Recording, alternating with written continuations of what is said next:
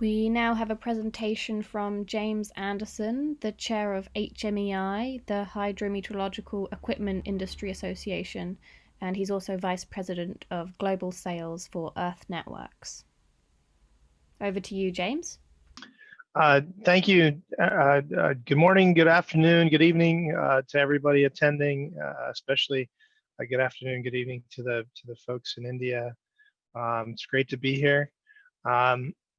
And we'll just kind of run through a few slides here to give folks an overview of some of the challenges faced in India and potential hydrometeorological infrastructure solutions to support human thriving there. Anyway, just to kind of give an overview of myself really quick, I'm the Senior Vice President of Sales for Earth Networks. Earth Networks is one of the family of companies that make up advanced environmental monitoring solutions. And our goal is to save lives and property and protecting property. And certainly from Earth Networks perspective and for Davis Instruments, we've been active in the Indian market for many years, working on solving complex climate and developmental problems, helping save lives and property. And so some of the what we're going to talk about here today is really reflective of the experience that I've had, the experience that our team has had working in India for nearly 10 years, and things that we think could have a big impact there. So there's myself, we kind of already explained that. And also a quick shout out to HMEI, encourage the private sector companies participating in this conference to be a member of the Hydrometeorological Industry Association. We work closely with the WMO and other participants in the global weather enterprise to bring the industry together in a cooperative, transparent, and open way to help work on these types of problems.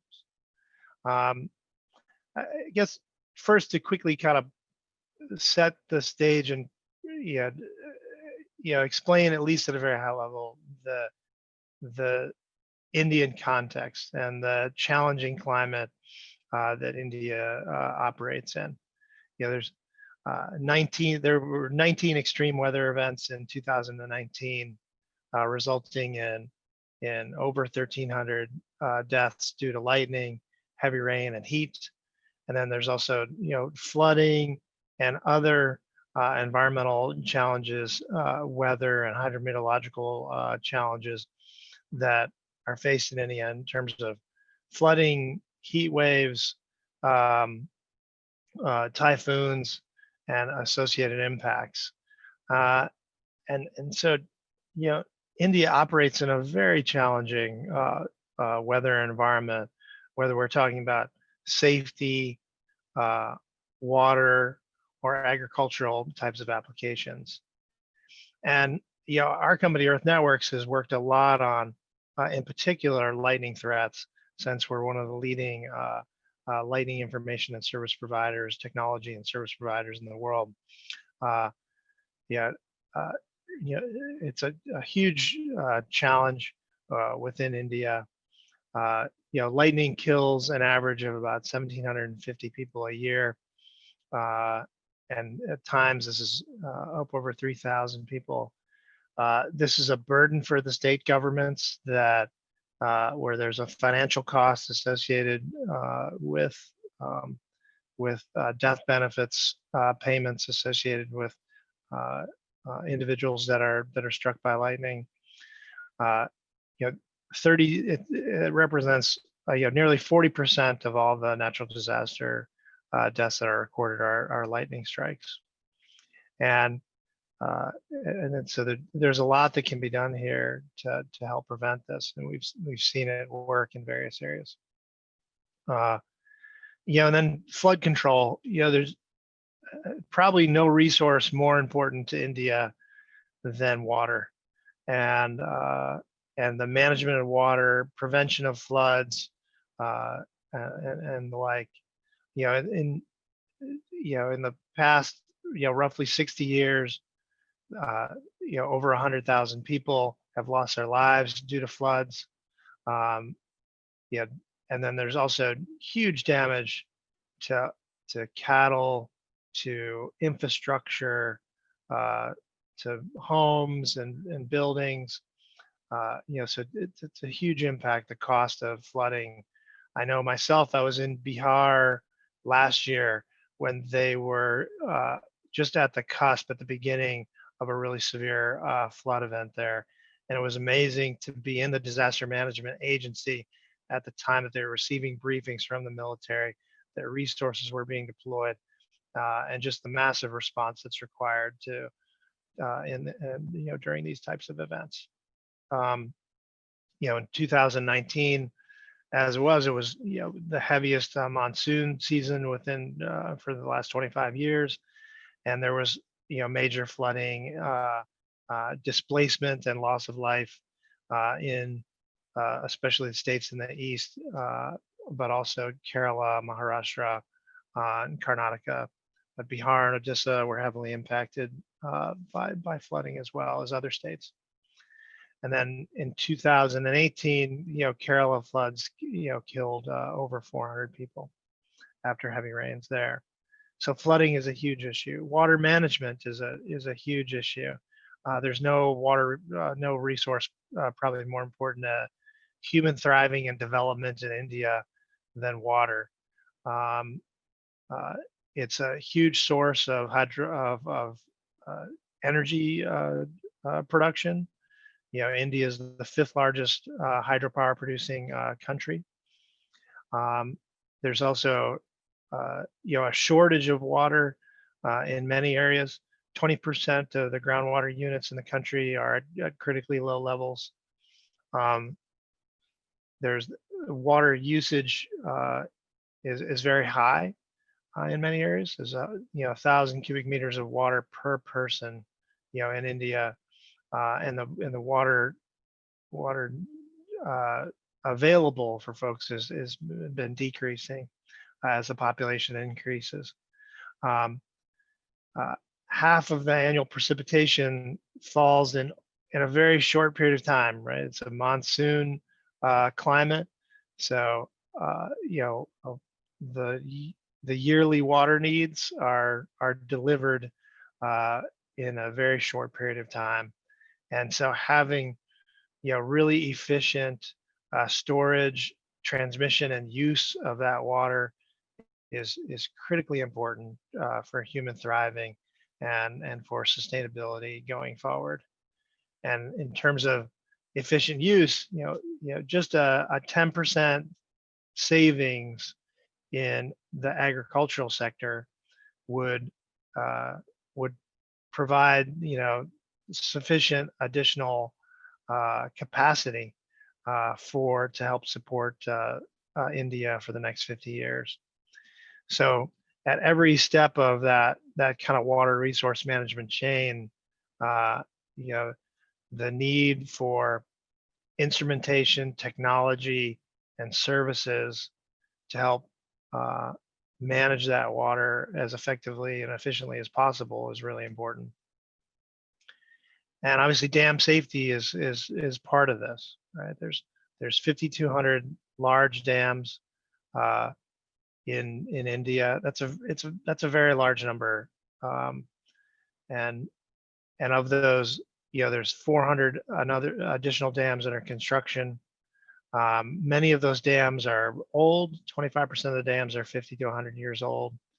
Um, they're uh, there's a history of dam collapses, and so helping manage this resource and this infrastructure and make sure that it's monitored and maintained properly is very important for safety as well as overall water management. And then food security, obviously another critical aspect of human thriving within India is securing the food supply and making it as efficient and effective as possible. Agriculture and the agricultural sector is a huge source of employment and the livelihood of many constituents within India. There's 126 million smallholder farms, considered to be less than 2 hectares, and that accounts for a very large proportion of all farmers in India. But nearly 90% of farmers are in that small holder category, and those farmers contribute 40% of India's grain production. So it's having good water management and weather observations to support the agricultural sector is critically important. So with that kind of as our backdrop, we can kind of talk about what are some ways that we can develop good solutions to meet India's needs going forward. And certainly solving this severe weather monitoring and alerting challenge, solving this water management challenge, the dam safety challenge, and the agricultural production challenge. There's almost no set of problems more important to India's development going forward than this. And we talk about human thriving and just overall well-being of the population and security of the country. These are top priorities, right? So we can enable solutions from the hydrometeorological industry that can really help advance solving these types of challenges. And I'll just talk about a few examples. And the first one here, talking about lightning safety. Earth Networks as a lightning technology and services provider has worked in India for 10 years. We've worked with worked at all different levels of the government, at the federal level, state and local level as well as working with the private sector. And Jatin Singh pointed out earlier in one of the earlier roundtables how we've worked to distribute for free the lightning information to the general public. But then also working with the state governments and the state disaster management agencies, Odisha, Andhra Pradesh, Bihar, Karnataka, and other states. Excuse me. We've deployed lightning detection networks, analyze that data, stream that data live to the disaster management agencies, and then worked with the disaster management agencies to get the word out to end users, to the general public, to local government organizations, public safety organizations, and others to stream those alerts into the community through many different channels. So we have software that allows for the detection and tracking and visualization of storms, that does lightning proximity alerts around towns and villages and specific assets. We can actually identify severe storm cells, predict their track, and then provide advanced warning in that regard. And then, through a variety of different methods, provide alerts and warnings out to end users. So one of the best practices that we know here is that when you're alerting the general public or any constituency, you need a multi-channel approach for it to be effective. So in this picture here, we're showing a siren, an outdoor alerting system that would sit on top of a building, and when there's lightning within a proximity of that location, there's going to be a sounding of an audible and visual alert that's provided. But then there's also SMS messages, mobile applications, emails, and a whole array of different channels in which that information is disseminated. and that's done in conjunction with and really managed by the State Disaster Management Agency. So in Odisha, as an example, where this has been implemented, we've seen a 30% reduction in the deaths due to lightning. And as we expand the program and more people are using the different systems and services, that we expect this to improve even more. And so here's just a quick schematic of how it works. There's a network of lightning sensors that are deployed in the area. Hopefully you can see my cursor. There's and then when there's lightning within an area, there's a horn siren that sounds. Locally, they call them hooters there. And then there'll be a visual alert as well with a strobe on top. And then there's procedures for people to seek shelter at that time.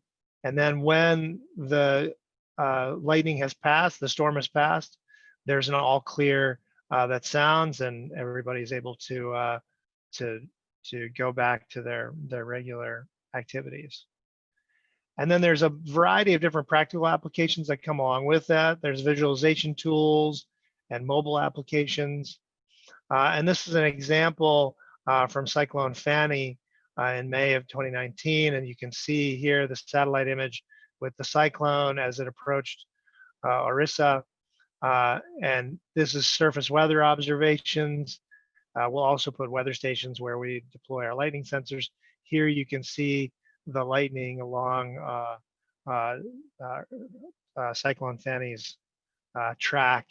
And this is a closer in image of the eye of the storm and the dangerous thunderstorm alerts and lightning activity within that storm. But even, this happens to be the example of Cyclone Fani, which was a big event there. But this is just as applicable and probably even more so for the everyday thunderstorms that come in the monsoon season, and in particular in the pre-monsoon season, where they can be most damaging. And then again, as I was mentioning, enabling a multi-channel early warning dissemination system and working, in collaboration and as a service provider to the State Disaster Management Agency to do that, then also getting the alerts and warnings out through private sector channels to end users really enables this. So it's through social media, through electronic media, web portals, mass notification systems, just using every channel possible, WhatsApp, alert messages, etc., to get the and then of official alerts and warnings from the State Disaster Management Agency, sirens that are automatically triggered when lightning's within a particular area, and then there's derivative products for severe weather nowcasting alerting, including a proxy radar product called PulseRad, which gives estimates of precipitation for these types of thunderstorms as well. So expanding the application beyond just lightning alerting and warning. Now shifting gears a little bit to talk about the need for advanced hydrological warning systems. And I'll give an example from the US Department of Interior, the Bureau of Indian Affairs there, which manages a large number of dams in federal lands and in Indian-owned lands within the United States. So these are, primarily talking about lands on the 40 sovereign tribal nations, the lands in the west of the U.S. There's one of the challenges they face there is that these dams, needed a great deal of remediation. Many of them were at risk. And the cost of rebuilding all the dams would have been astronomical. But then, is there something that could be done to make the dams more efficient and safer and do better monitoring to extend the life of the dams and therefore not have to make such a huge investment in the remediation of all those dams. And so, you know, that's where instrumentation and telemetry and software and monitoring systems were put in place in at all these dam sites across the western U.S. And I'll kind of go into this. And so there's a variety of different solutions that are all brought together in an integrated fashion here. There's dam instrumentation on reservoir levels, inflow, gate position, outflow, structural and seismic monitoring, piezometers for monitoring different attributes of the water, and then this can all be all this data can be hauled back to a central processing system, and there's a variety of different telemetries for doing that. You know, there's satellite telemetry through GOES and Inmarsat, as well as different alert VHF and UHF line of sight radio communications that can also be used to bring all the system back. And then there's a software system called Contrail, which then can bring all this data together and analyze it, provide insights to dam operators so they can better manage the operation, both the efficiency and the safety of those dams. And so it makes it, you know, much easier for them. So this is kind of a complicated view for just the moment we have here, but it gives you a sense of the entire system, bringing the instrumentation together through satellite, cellular, and radio communications into the Contrail data place where there can be data processing, analysis of that data, you know, by dam operators and safety administrators, and then they can make all the operational and safety decisions for the most effective operation of those assets. Alerts and warnings and controls can be sent out, and then all that information can be available to a variety of end users, whether that's, you know, the individual dam operators and administrators, or even some of that information can be provided to the general public, whatever is necessary from there. So it's a complete, you know, end-to-end, you know, monitoring, data gathering, data analysis, visualization, dissemination, and decision support system to support the operation, the most effective operation of dams. And so this could have huge impacts and applications in India, where you have a large number of hydroelectric dams. You want to optimize the use of those dams to the most efficient power generation, as well as you know, managing those dams for their other uses, whether that's flood management or water management for irrigation and other applications. And then, you know, there's to kind of get to the other, you know, set of problems here around improving crop management and water use within crop management. Davis Instruments, another AEM family partner company. You know, there's a variety of ways that weather stations can be deployed to help support you know, farmers in a variety of different contexts. And so here's an example where working with the organization of over 1,000 farmers, Arequipa in the Arequipa region of Peru, you know, 1,000 farmers on over 14,000 hectares were able to deploy a network of weather stations and to help you know, model the use and monitor the use of water within an agricultural setting, and then empower those farmers to use that weather information to help increase their crop yields and conserve water in the process. And so here you can see here's an example of one weather station at a facility deployed there. And again, it's about deploying the network of weather stations and other monitors, but then bringing that information back to back to the cloud for analysis so that everybody can see it. So here, typically the way it works is that you'll have a weather station that networks together all of these smaller nodes, which are called enviromonitors. And at each of those environmental monitor sites, they can have soil temp, soil moisture, leaf wetness, and other sensors. And then at the main site, you'll have a weather station with precipitation, pyranometer for solar radiation, and other information. And then all that data can be transmitted up into the cloud, where it can be stored, managed, analyzed, and then aggregated together so that across the entire 14,000 hectare region, they gain access to that data.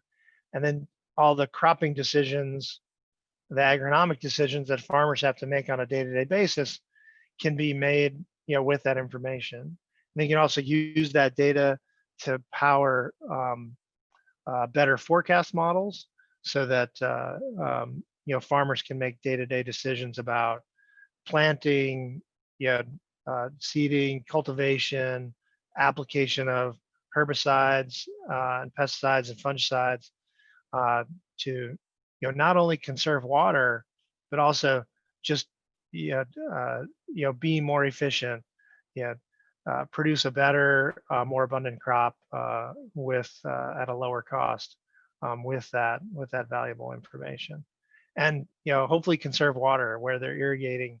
If you have better intelligence about soil temp and soil moisture and leaf wetness, then you're going to be able to make better irrigation decisions and only irrigate as much as you need when you need. And so this is just an example of all the different parameters that can be monitored at that level, and at the crop level, and then this information can be used for pest management and other agronomic decision making. So again, soil salinity, soil temperature, flow meters for irrigation systems, water levels for irrigation or other types of applications there. And you can just, a wide variety of different applications that can be used here. Sorry, Jim, just to pop in, the session's sort of time is up. I don't know if you want to go to Q&A now or carry on for a few. No, we can. That was the last slide, so that's perfect timing. So, just to finish off, AEM provides a variety of different solutions here to support severe weather nowcasting and alerting, hydro asset management and safety, and then agronomic decision making. And that's it. We can go to Q&A. So we have a couple of questions. One from Ashish. What are the solutions for measuring water/rain/snow for mountain difficult terrains? Yeah, that's a great question. So there's depending on exactly, what the operational environment is and where the weather stations need to be sited, there's different weather stations, and also what the telemetry requirements are. Different weather stations and data loggers and transmitters that can be deployed at those levels. So you can have a tipping bucket rain gauge and a regular thin vein anemometer, or a sonic anemometer with a different type of a weighing bucket rain gauge, or other types of rain gauges, as well as snow gauge sensors for those types of environments. And within the AEM family, there's a variety of different potential solutions to meet different siting and telemetry requirements. Okay. And then we had another question from Anupam. What are the current assessment of water challenges in India? More difficult to answer. Oh, wow. That's a big question. But, I think, going back to one of the earlier slides, I won't try to pull it up here, but, water management, and especially with India's, monsoonal, weather patterns, water management is always paramount. and you don't have to search very hard to find news articles or current information about the challenges of, of water resource security within India.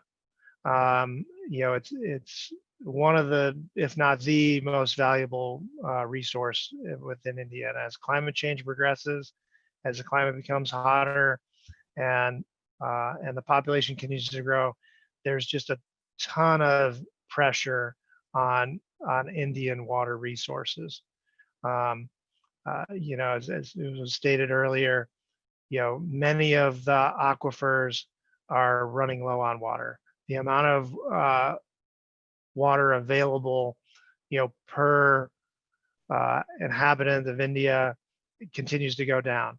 The importance of water to the agricultural sector, which is, employs a huge number of people and produces, a huge proportion of economic output for India, is critically important.